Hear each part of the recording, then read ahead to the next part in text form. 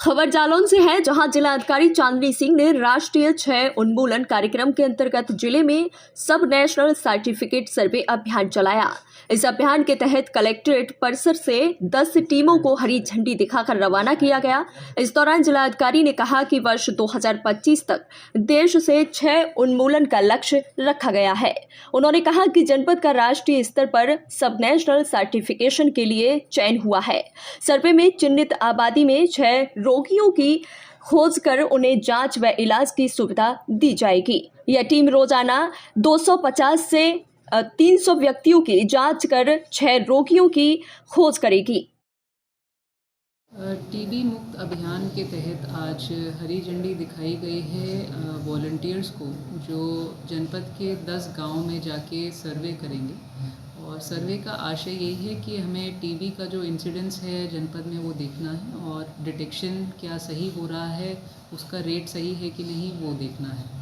और ये अच्छी बात है कि जनपद जालौन ब्रॉन्ज़ कैटेगरी में शायद चयनित होने की प्रक्रिया में चल रहा है। और यहाँ पे क्योंकि डिटेक्शन रेट काफ़ी अच्छा बताया गया है, तो बस उसी की पुष्टि करने के लिए और ओवरऑल देखने के लिए कि टीबी के प्रेवलेंस में कुछ गिरावट आ रही है कि नहीं, ये सर्वे किया जा रहा है। खबर कर्नाटक के विजयपुर जिले से है, जहां चरचन तालुका में श्री संगमेश्वर यात्रा कमेटी की ओर से बैठक का आयोजन किया गया। बता दें, संगमेश्वर यात्रा 21 जनवरी से लेकर 25 जनवरी तक होगी। वहीं जानवरों की निकाली जाने वाली यात्रा इस साल बीमारी की वजह से नहीं निकाली जाएगी। वहीं इस मौके पर चरचन तालुका तहसीलदार, PSI, CO कमेटी अध्यक्ष और गाँव के लोग मौजूद रहे। हितकारी लोगों को और फार्मर्स को बताना चाहता हूँ कि इस बार चरचन यात्रा जानवर यात्रा कैंसिल हुआ है, क्योंकि इस बार लंपी स्किन डिसीज़, जो हिंदी में हम या कन्नड़ में चर्मगंड रोग बोलते हैं, वो बहुत बीमारी फैला हुआ है। और पूरा हमारा तालुक में अब तक 70 जानवर मर चुका है और इसे और 500 से ज़्यादा जानवर अभी भी बीमारी है। तो इसलिए इस बार चरचन यात्रा कैंसिल करके यात्रा का एक सांस्कृतिक कार्यक्रम यानी कि मध्य चलता है पहले दिन, उसके बाद नुडी रहता है। ऐसे ही हर रोज़ एक इवेंट चलता रहता है। बहुत सालों से यहाँ पे श्री संगमेश्वर यात्रा प्रस्तुत होता रहता है। उसी तरह इस साल भी अच्छी तरह यात्रा करने का हम कमेटी के सब लोगों ने डिसाइड किया है। तो देखो, अभी जनवरी 21 तारीख को चालू होता है। वो दिन भगवान का नुड़ी है और प्रसाद है और 5 दिन यात्रा चलता है। नंदी कुला और ये उत्सव पालकी उत्सव चलता है और 5 दिन से प्रसाद भी चालू है। लेकिन बैलों का यात्रा बैन है, उसके लिए वो हम फरवरी 15 तारीख तक बैन है। किस लिए बैन है सर? वो उसका कायले आ रहे हैं ना, बीमारी वो आ रहे हैं, उसके लिए वो सरकार बंद किया। खबर महोबा से है, जहां क्षेत्र अधिकारी यातायात द्वारा सड़क सुरक्षा माह के दृष्टिगत ट्रैफिक पुलिस कर्मियों को यातायात नियमों के संबंध में प्रशिक्षण दिया गया। आपको बता दें कि 5 जनवरी से 4 फरवरी 2023 के मध्य शासन के निर्देश पर सड़क सुरक्षा माह मनाया जा रहा है। इस दौरान आयोजित होने वाले विभिन्न कार्यक्रमों की श्रृंखला के क्रम में क्षेत्र अधिकारी यातायात हर्षिता गंगवार द्वारा पुलिस लाइन स्थित परेड ग्राउंड में जनपदीय यातायात पुलिस कर्मियों को सड़क सुरक्षा अभियान के संबंध में प्रशिक्षण दिया गया। साथ ही सभी को यातायात नियमों की शपथ दिलाई गई। खबर बिहार के भागलपुर से है, जहां नए SSP ने जिले के शातिर अपराधियों पर नकेल कसना शुरू कर दिया है। बता दें, 24 घंटे के अंदर भागलपुर पुलिस को बरारी थाना, सुदनपुर थाना अंतर्गत बड़ी सफलता हाथ लगी है। पुलिस टीम द्वारा छापेमारी करते हुए अपराधियों की गिरफ्तारी की गई, तो वहीं देसी असलहे के साथ साथ लूटा हुआ मोबाइल भी बरामद किया है। वहीं आपको बता दें, साथ ही SSP आनंद कुमार ने बताया कि 2 जनवरी को विक्रमशिला सेतु पर लूट की घटना को लेकर DSP सिटी के नेतृत्व में टीम का गठन किया गया था और गुप्त सूचना के आधार पर घटना में शामिल अपराधियों को एक मोटरसाइकिल और देसी कट्टे के साथ गिरफ्तार किया है। देखिए, भागलपुर पुलिस के द्वारा 2 बड़ी सफलता पिछले 24 घंटे में अर्जित की गई है। 2 जनवरी की रात्रि में एक लूट हुई थी और ये विक्रमशिला पुल पर, जिसमें कि 10,000 रुपये और एक मोबाइल लूटा गया था एक ग्रुप के द्वारा, और उसमें काले रंग की अपाची मोटरसाइकिल का इस्तेमाल हुआ था। उसमें डीएसपी सिटी अजय कुमार चौधरी के नेतृत्व में एक टीम बनी थी, जो कि इस घटना में शामिल जो अपराधी हैं उनकी पहचान, उनकी गिरफ्तारी के लिए लगातार काम कर रही थी। कल इस टीम को सूचना प्राप्त हुई कि जिन अपराधियों ने इस घटना को कारित किया है वह पुनः अपराध करने के लिए उसी पुल के आसपास कहीं भटक रहे हैं। एक अपराधी जो अमित था, उसको मोटरसाइकिल और एक देशी कट्टा के साथ गिरफ्तार करने में सफलता पाई, और उसके पूछताछ के आधार पर 2 अन्य अपराधी, एक शिवम जिसको हम लोग नवगछिया से गिरफ्तार करके लाए, नवगछिया के परबत्ता थाना से, और जो तीसरा अपराधी है रिंटू, उसकी गिरफ्तारी ये बरारी में शमशान घाट है उसके पास से हुई, और इन लोगों के पास से 2 कट्टा और एक के पास से जो सिम कार्ड जो लूटा गया था वो उसके मोबाइल में लगा हुआ मिला रिंटू यादव के, और जो शिवम है उसके पास से लूटा हुआ मोबाइल बरामद हुआ। इस प्रकार भागलपुर पुलिस ने इस लूट की घटना का गिरफ्तारी एवं लूटे हुए सामानों की बरामदगी सहित इस घटना का सही तरीके से उद्भेदन किया है।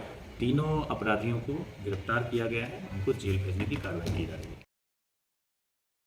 औरैया पुलिस को बड़ी सफलता हाथ लगी है। चोरी की योजना बना रहे 7 चोरों को औरैया सदर कोतवाली पुलिस ने मुखबिर की सूचना पर बंद पड़े धान मिल के पास से चोरों को गिरफ्तार किया है। पुलिस अधीक्षक औरैया चारू निगम ने चोरी रोकने और चोरियों में संलिप्त अपराधियों की गिरफ्तारी के सख्त निर्देश दिए। पुलिस के द्वारा कड़ाई से पूछने पर चोरों ने गोविंद नगर में हुई चोरी के साथ साथ अन्य चोरी करने का खुलासा किया। पुलिस ने गिरफ्तार चोरों के पास से 2 तमंचे और 2 जिंदा कारतूस के साथ गहने व नकदी बरामद की है। थोड़ी ठंड बढ़ी है, थोड़ी बहुत चोरियां हुई थी। एक 28/12 को एक बड़ी चोरी हुई थी गोविंद नगर में, जिसमें कुछ जेवरात गए थे। इस पे अभियोग पंजीकृत करके टीम्स लगाई गई थी इसमें, क्योंकि फुटेज मिल गई थी। फुटेज के आधार पे और जो इलेक्ट्रॉनिक एविडेंस के आधार पे मुखबिरों को मामूर किया गया था। तो एक सूचना प्राप्त हुई कि कुछ अभियुक्त ये बंद पड़ा हुआ जो गोविंद नगर के पास राइस मिल है वहाँ से कहीं भागने की फिराक में है। घेराबंदी करके जब अभियुक्तों को पकड़ा गया, पूछताछ की गई, इनके पास से काफ़ी बरामदगी हुई। इनसे पूछताछ में इन्होंने ये चोरी कबूल भी की है, और कोतवाली में और भी 1-2 अटेम्प्ट और 2 चोरियां इन्होंने की है। जो आभूषण है ये प्राप्त हुए हैं। नगद लगभग 15,000 की नकदी बरामद हुई है। इनके पास 2 अदद तमंचे, देसी तमंचे, और 315 बोर के 2 कारतूस भी बरामद हुए हैं। बदायूं के रहने वाले हैं। इनके काफ़ी लंबा चौड़ा आपराधिक इतिहास है। केवल जो औरैया में पहले 2 बार घटनाएं कर चुके हैं, इसके अलावा भी पूछताछ में और जनपदों और गैर प्रदेश के भी जो है घटना कारित होना पता चला है। उसकी सर्च करके उन जगहों पे भी ये सूचना भेजी जाएगी। इसके अलावा इनके रिश्तेदारी यहाँ औरैया में है, जिनके साथ मिलकर उन्होंने घटना कारित की है। ये राजकिरण, राजा जानी, राजेश कुमार, भारत सिंह और शेर सिंह, ये सब के सब जनपद औरैया के कोतवाली के रहने वाले हैं। खबर आगरा से है, जहां घने कोहरे और शीतलहर की वजह से कड़ाके की ठंड पड़ रही है। बता दें, हाड़ कपाने वाली सर्दी से लोगों का हाल बेहाल है। सर्दी से बचने के लिए अलाव का सहारा लिया जा रहा है। वहीं ठंड के चलते हाईवे पर गाड़ियों की रफ्तार थमती नजर आई। बताते चले, शहर का अधिकतम तापमान 13 डिग्री सेल्सियस रहा है। साधुराम, किस तरह सर्दी पड़ रही है? सर्दी जोर की पड़ रही है, आग जला के गुजर कर रही है।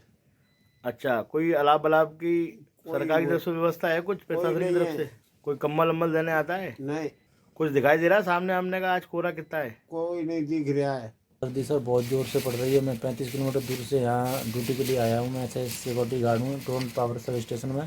तो सर सर्दी यहाँ दूर दूर तक कोई दिखाई नहीं दे रहा है, और ठंड इतनी पड़ रही है कि अलाव जला के हमें यहाँ बैठकर सर्दी को हम कम करने की कोशिश कर रहे हैं। बहुत ज़्यादा जोर से सर्दी है, और कोई व्यवस्था या सरकारी तरफ से कोई अलाव के लिए कोई सुविधा नहीं है सर, और बहुत ज़्यादा सर्दी है सर, बहुत ज़्यादा परेशान है लोग।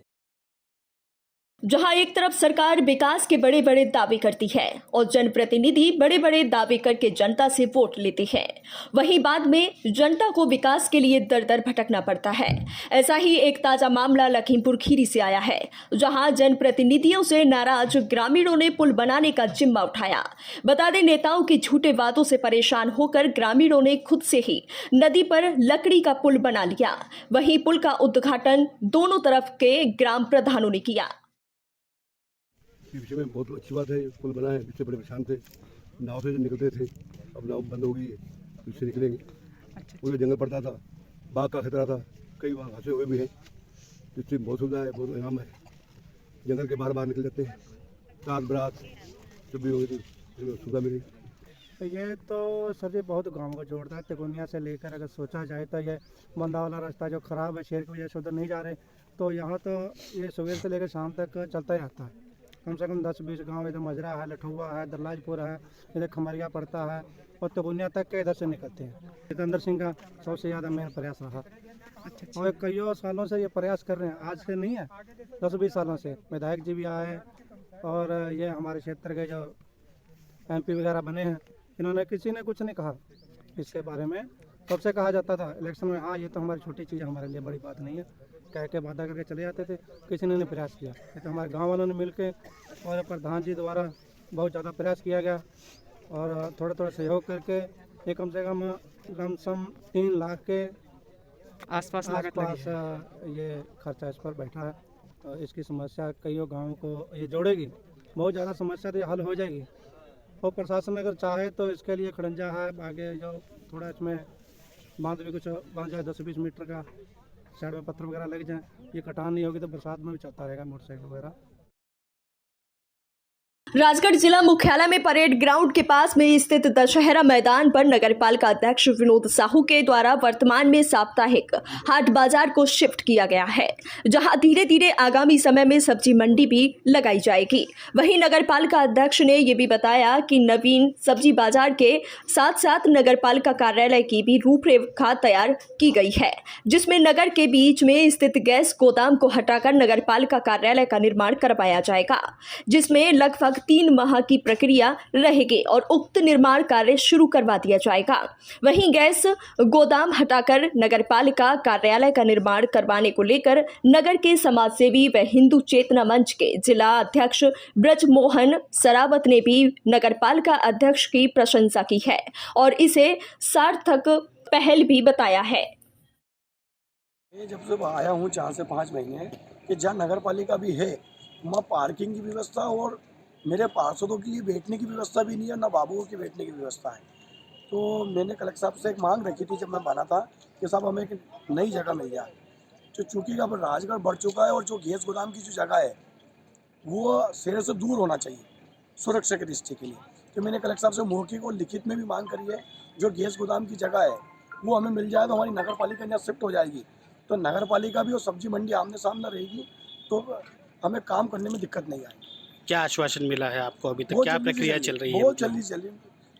मेरी इस परिषद में प्रक्रिया ज़्यादा देर नहीं चलती है, तत्काल काम करते हैं।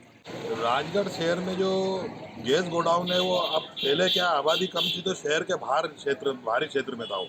अब क्या है कि शहर की आबादी निरंतर बढ़ती जा रही है तो शहर के मध्य में वो आ गया है। तो कभी भी कोई अगर दुर्घटना होती है तो काफ़ी कॉलोनियाँ कट गई है, मकान बन गए हैं, लोग निवास करते हैं, तो वहाँ से हट ही जाना चाहिए। और अगर हट रहा है तो बहुत अच्छी पहल है ये। और नगर पालिका कार्यालय जो बन रहा है वो भी एक सुविधाजनक रहेगा, वहाँ पार्किंग की व्यवस्था रहेगी क्योंकि सब्जी बाजार भी है, वहीं नगर पालिका है। और यहाँ पे नगर पालिका अपने जो भी पुराना जो नगर पालिका है यहाँ भी कोई कॉम्प्लेक्स वगैरह बना दे तो लोगों को व्यवसाय मिलेगा, दुकानें मिल जाएगी, रोजगार चालू हो जाएगा। और वहाँ पे जो गैस गोडाउन हटता है तो सुविधाएं तो काफ़ी हो जाएगी गैस गोडाउन हटने से।